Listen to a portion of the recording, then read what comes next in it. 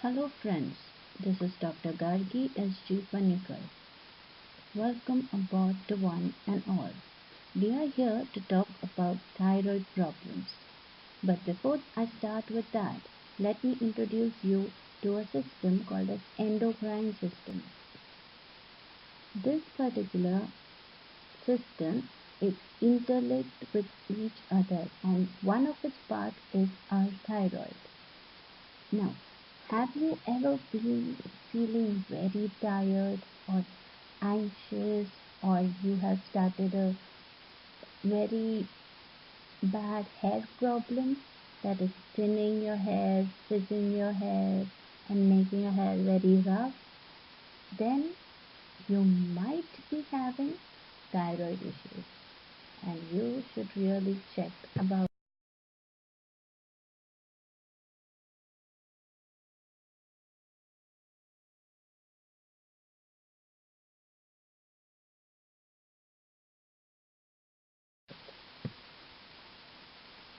Now, we are into endocrine system.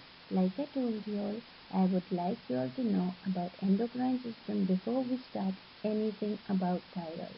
And here it is. Let me tell you, endocrine system literally means ductless gland system. Now, what do I mean by ductless glands? Ductless glands means these glands do not have any pipelines.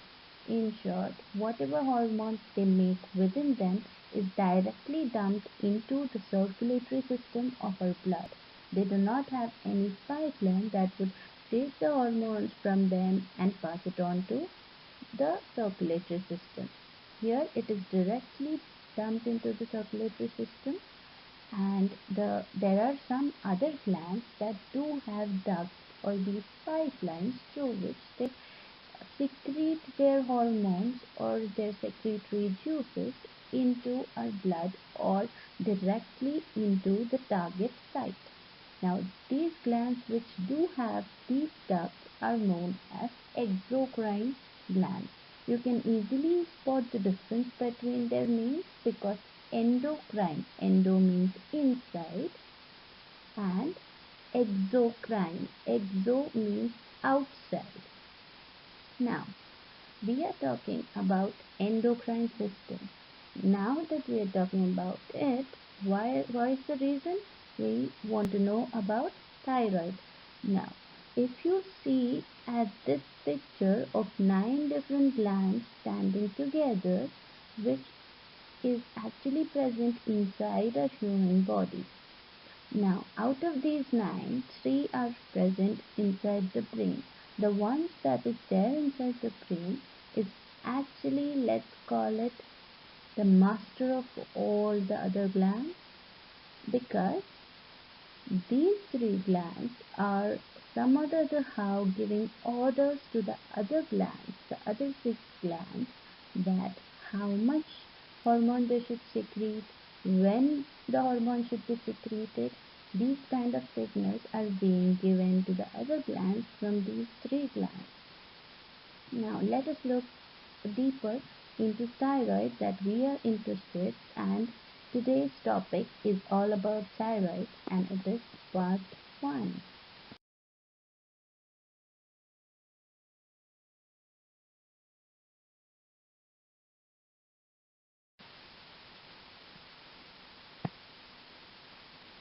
Now, all about thyroid part 1.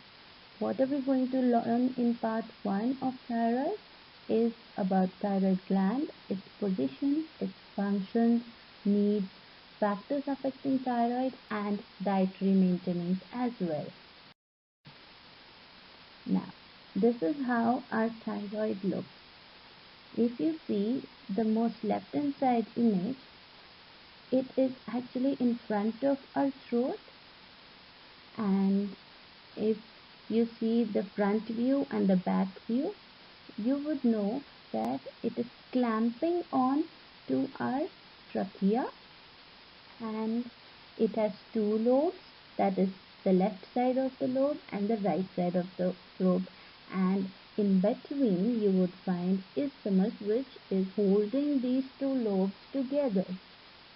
And this particular position of it, or the shape of it, has given this thyroid gland a name, a very sweet name known as the butterfly gland.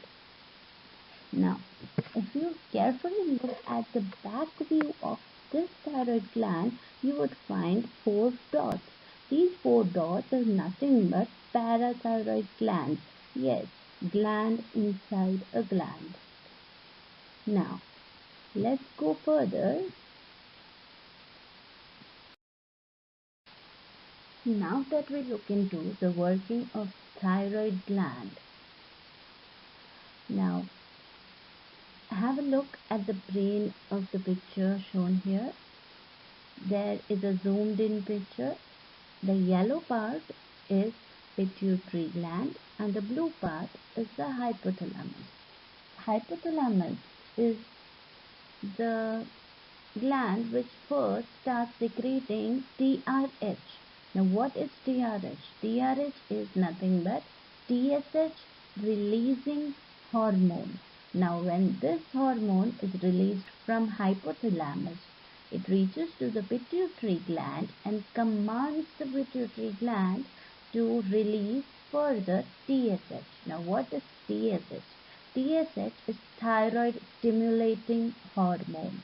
Now when this thyroid stimulating hormone secreted or produced by pituitary gland reaches the thyroid gland, the thyroid starts releasing the thyroid hormones, which are T3 and T4.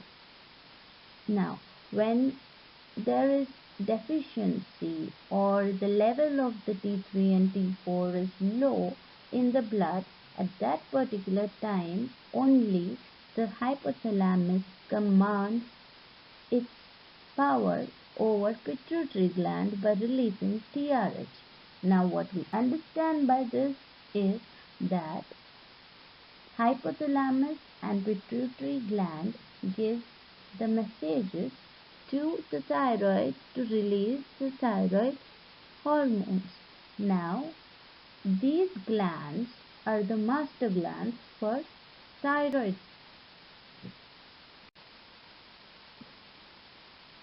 Now let us look into the cellular functions. Basically what thyroid does is it takes up iodine to convert it into the two hormones, that is T3 and T4, and it releases this T3 and T4 into the bloodstream, which is transported throughout the body and does its work. Well, the work of thyroid hormones is to control the metabolism. Now metabolism as in it converts the oxygen and the calories into energy, and hence we get any type of energy that can be converted or used up by us to do different things. That is, even right now while I am talking, I am using up energies. So let us look into a bit of detailed cellular functions of the thyroid as to exactly what happens. Now let us look into first what the thyroid cells do. That is, the thyroglobulin is synthesized in the endoplasmic reticulum, rough endoplasmic reticulum.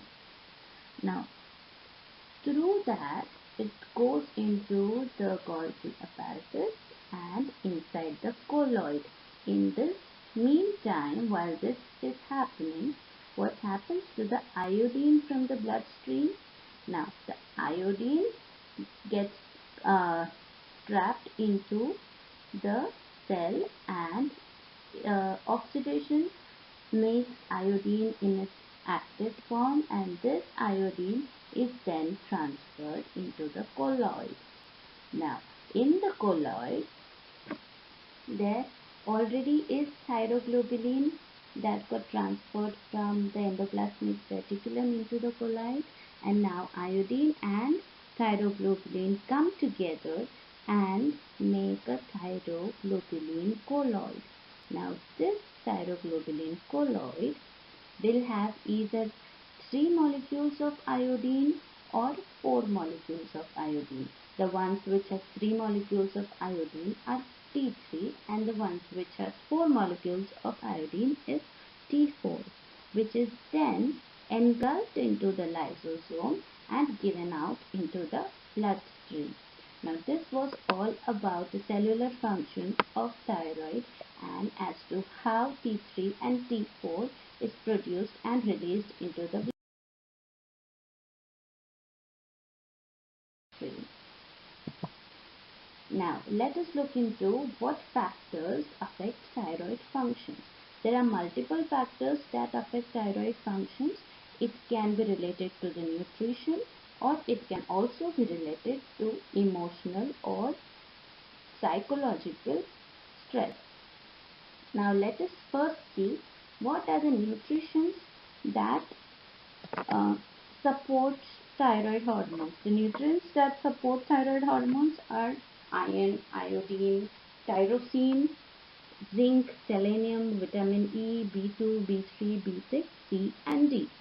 Well, the factors that do not let thyroid function properly or let's say inhibit the functions of thyroid hormones is stress, infection, trauma, radiation medication, fluoride, toxins and autoimmune diseases. Now,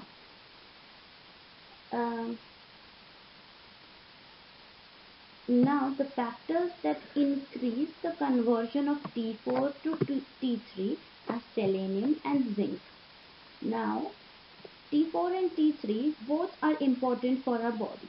But if all the T4s or maximum amount of T4s are getting converted into T3, we would be deficient for T4.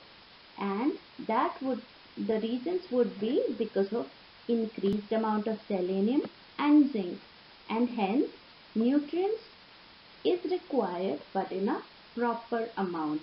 If it is increased, some or the other mishap would happen, and if it is decreased, altogether it would inhibit the secretion of hormones.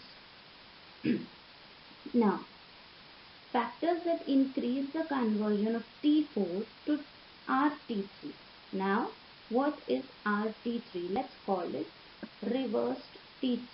Now, what is reversed T3? It is nothing but when T4 loses one iodine molecule, it gets converted into RT3. Now, what causes T4 to be converted into RT3, which is not really good sign, because once T4 is actually synthesized, it means that our body needs that T4. But because of what reason T4 is losing one iodine and getting converted into RT3, it can be stress, trauma, low-calorie diet, inflammation, toxins, infection, kidney or liver dysfunctions, or other certain medications even. Now, so what can we do about it? We have to increase the cellular sensitivity to thyroid hormones. Now, what vitamins and nutrients would only be doing that? So, vitamin A, exercises, lots of exercises, lots of good food, and zinc can help you with that. But again, it depends on your condition, how much of selenium you should take in, how much of iodine you should take in, and only then can you decide how much is good for you particularly. Now, let us look into how many parts of the body are actually interlinked with thyroid, which will directly make us understand that even a bit of ups and downs in thyroid hormonal levels would be affecting almost all our body parts. So which are the body parts which is directly interlinked with thyroid secretions? Now those parts are liver, auditory, that is your hearing sense, your skeletal muscles. Now skeletal muscles directly go interlinking with the bone, and it also affects the brain, and the most important, heart. The most it affects is the heart. We will look into that further. Now that we know that every part of our body, including brain, it requires thyroid hormone for proper functioning. Now what all does thyroid function? Now what? Heart rate, body temperature, muscle strength, cholesterol, menstrual cycles, nervous systems, body weight, and even breathing affect the thyroid malfunctions. Now, how do we stop it? What precautions we can take about it? We will see further.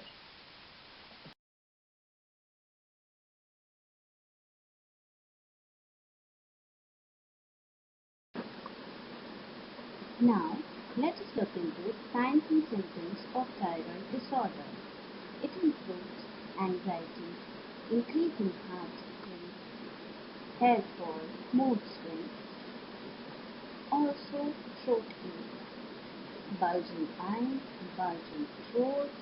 Well, if this is not an alarming sign with a multiple symptoms and signs of you having a thyroid disorder, I don't know what would it be. And this is the time when you should actually consider going and testing and meeting your doctor.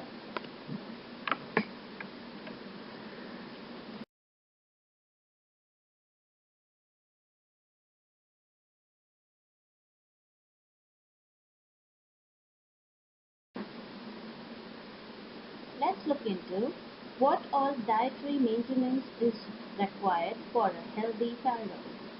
Well, you all know how important iodine is by now to prepare T3 and T4 hormones in the thyroid. But it isn't always that good. If you are having a healthy thyroid, only then can you have the prescribed amount of iodine. But what if you are a hyperthyroidic patient? In that case, then you are not supposed to have a full amount of iodine. Why is that? Because too much of iodine will only increase the amount of thyroid hormones that are already overactively present in your bloodstream. So to avoid that, you should minimize your iodine intake if you are a hyperthyroid patient. Well, other than that, how much of iodine should a healthy person have? Mark my words, healthy person should have this much of iodine according to their age, if according to their gender, if the female is pregnant or a lactating mother.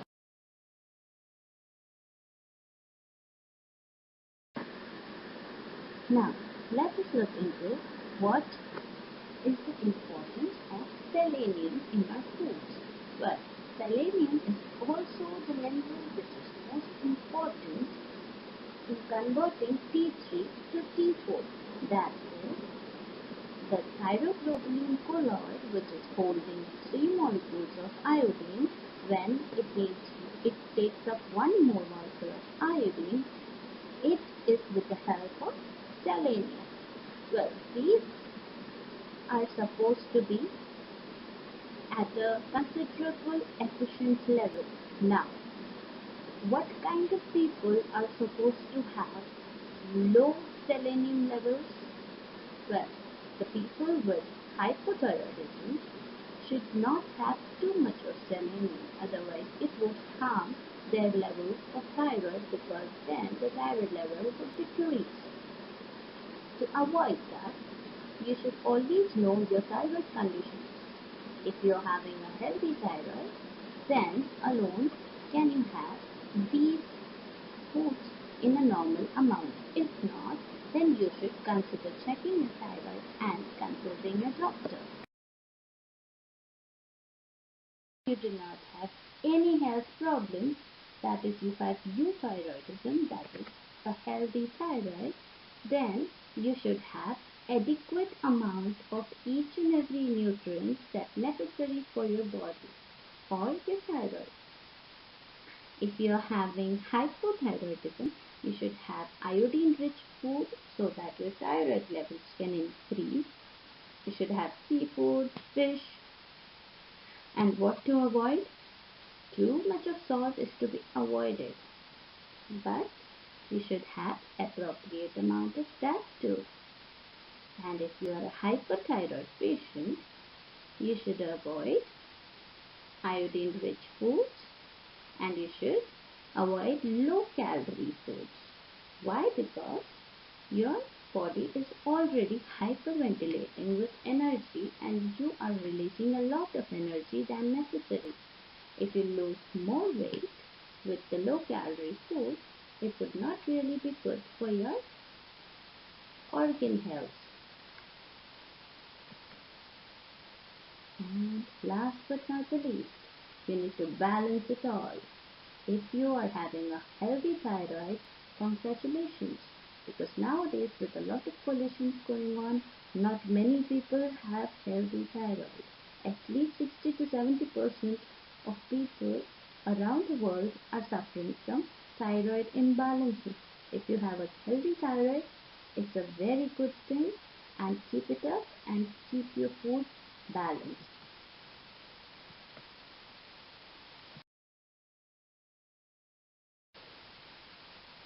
Now, how is your thyroid diet plate should look? I would say colorful, really colorful, because a thyroid health, you have seen, it needs a number of minerals and vitamins and also iodine.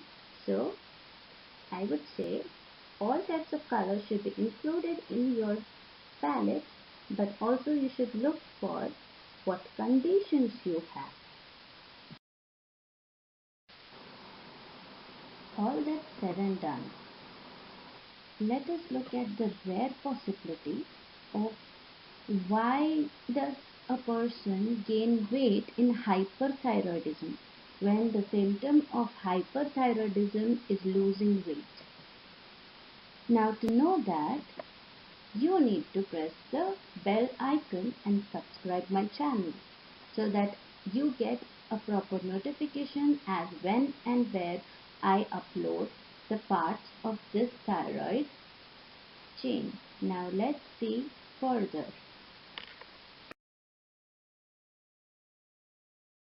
And what are the types of thyroid problems people generally get? It can be thyroid nodules, hypothyroidism, hyperthyroidism, Graves' disease, goiter, thyroiditis, and thyroid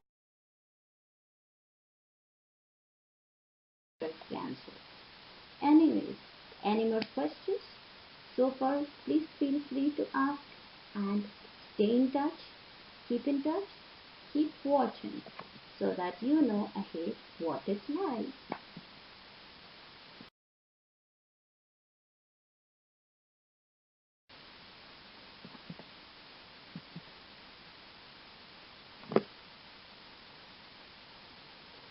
Thank you for watching.